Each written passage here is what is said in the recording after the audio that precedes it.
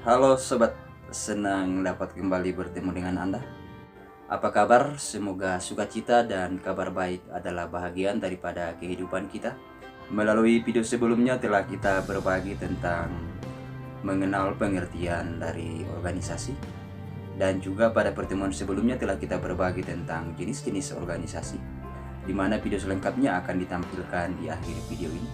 Dan kesempatan kali ini kita akan sharing sedikit pengalaman tentang mengenal tujuan dan manfaat dari terbentuknya sebuah organisasi.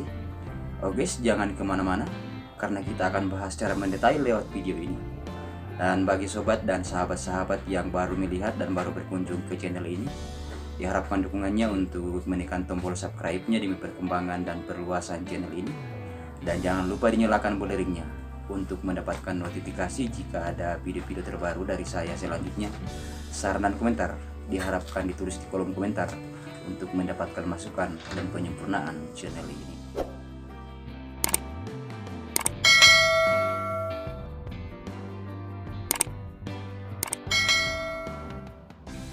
Tujuan dan manfaat dari pembentukan sebuah organisasi tentunya tidak terlepas dari suatu proses untuk mewujudkan cita-cita ataukah untuk mewujudkan visi dan misi, sebagaimana yang telah termuat di dalam anggaran dasar dan anggaran rumah tangga sebuah organisasi yang telah disepakati bersama sebelumnya. Sehingga melalui anggaran dasar dan anggaran rumah tangga dalam organisasi dapat terlihat secara umum bahwa terdapat dua hal dari tujuan pembentukan sebuah organisasi, yaitu yang pertama adalah sebagai tempat untuk mewujudkan cita-cita pembentukan sebuah organisasi, sebagaimana yang tertuang lewat visi dan misi organisasi yang telah disepakati bersama sebelumnya. Yang kedua adalah sebagai tempat kaderisasi. Lewat organisasi diharapkan dapat menciptakan dan menghasilkan kader-kader yang memiliki integritas, memiliki kepribadian yang terpercaya, memiliki jiwa sosial, dan juga memiliki jiwa yang berpikiran kritis dan mempunyai solusi, serta memiliki jiwa kepemimpinan. Setelah kita memahami dari tujuan umum terbentuknya sebuah organisasi, maka dapat kita melihat beberapa contoh dari manfaat terbentuknya sebuah organisasi, yaitu diantaranya adalah yang pertama adalah sebagai tempat untuk mengenal proses berorganisasi, di mana dalam setiap organisasi biasanya melakukan proses perekrutan anggota baru. Melalui kegiatan ini, setiap organisasi melakukan proses pengenalan organisasi bagi setiap calon anggota baru, sampai dengan memberikan pelatihan-pelatihan berupa pelatihan dasar kepemimpinan atau yang sering distilahkan dengan latihan dasar kepemimpinan. Yang kedua adalah sebagai tempat untuk melatih diri untuk menyampaikan pendapat, saran dan usul serta gagasan yang baik dan benar. Cara untuk menyampaikan pendapat, saran, dan usul serta gagasan dalam sebuah pertemuan atau sebuah rapat dengan sendirinya dapat kita alami ketika kita aktif dalam mengikuti kegiatan-kegiatan dalam sebuah organisasi, seperti kegiatan-kegiatan rapat atau kegiatan-kegiatan pertemuan, di mana dengan mengikuti kegiatan seperti rapat atau sebuah pertemuan, kita dapat melihat atau kita dapat mengambil makna seperti bagaimana cara pada saat mengawali pembicaraan, bagaimana teknik dan cara ketika akan menyampaikan saran atau gagasan atau ide, serta bagaimana cara untuk mengakhiri pembicaraan, teknik untuk mengawali pembicaraan, teknik untuk menyampaikan pendapat atau saran telah kita bahas pada video-video sebelumnya dan selengkapnya dapat dilihat melalui deskripsi video ini. Yang ketiga adalah sebagai tempat untuk mengenal proses pengambilan keputusan. Di dalam sebuah organisasi, proses pengambilan keputusan tentunya mengedepankan dan mengutamakan asas musyawarah mufakat, dan ketika asas musyawarah mufakat tidak dapat dilakukan, barulah menggunakan cara yang lain seperti menggunakan voting ataukah dengan menggunakan hak suara. Yang keempat adalah sebagai tempat untuk mengenal arti kekompakan dan kebersamaan. Kekompakan dan kebersamaan adalah suatu hal penting harus diterapkan dalam sebuah organisasi yang dapat terlihat dengan adanya kekompakan dan kebersamaan dari komponen organisasi untuk mewujudkan dan merealisasikan program-program kerja yang telah disepakati bersama, dan juga dapat terlihat dari kekompakan dan kebersamaan dari komponen-komponen organisasi untuk mencari jalan solusi atau mencari jalan terbaik jika terdapat permasalahan-permasalahan yang terdapat di dalam tubuh organisasi. Yang kelima adalah sebagai tempat untuk mengenal dan menemukan sikap kesetia kawanan sosial.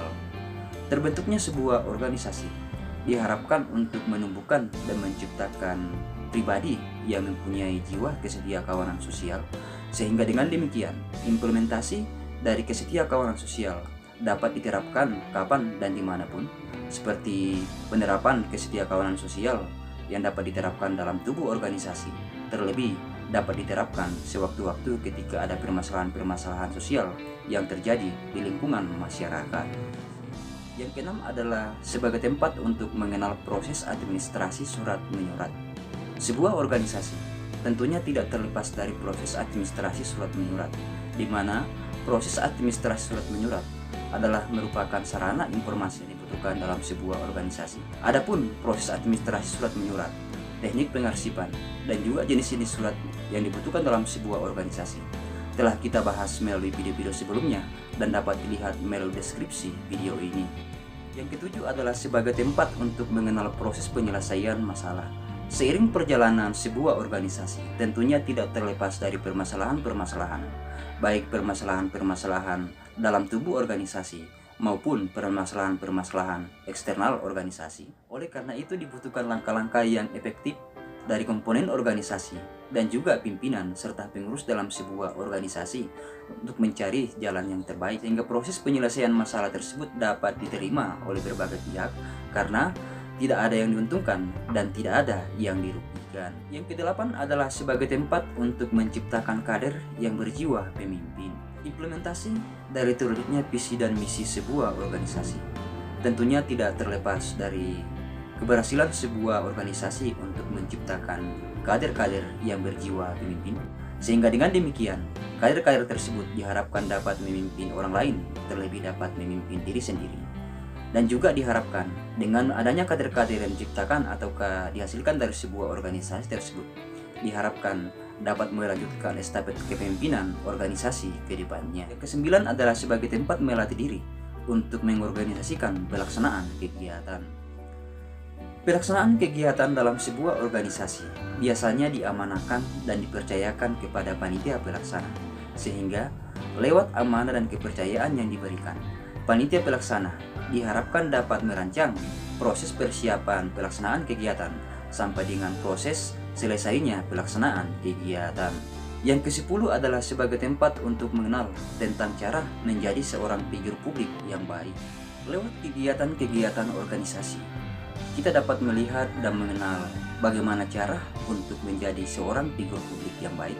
Seperti kita dapat mengenal tentang bagaimana cara menjadi seorang MC atau pembawa acara yang baik. Kita dapat mengenal tentang bagaimana cara ketika akan membawakan sambutan atau pidato, serta lewat organisasi juga kita dapat melihat tentang bagaimana cara untuk memimpin sebuah rapat ataukah bagaimana cara untuk memimpin sebuah pertemuan, di mana tips untuk menjadi seorang MC ataukah pembawa acara yang baik, teknik berpidato ataukah teknik membawakan sambutan, serta tips untuk memimpin sebuah rapat ataukah sebuah pertemuan telah kita bahas melalui video-video sebelumnya dan selengkapnya dapat dilihat melalui deskripsi video ini.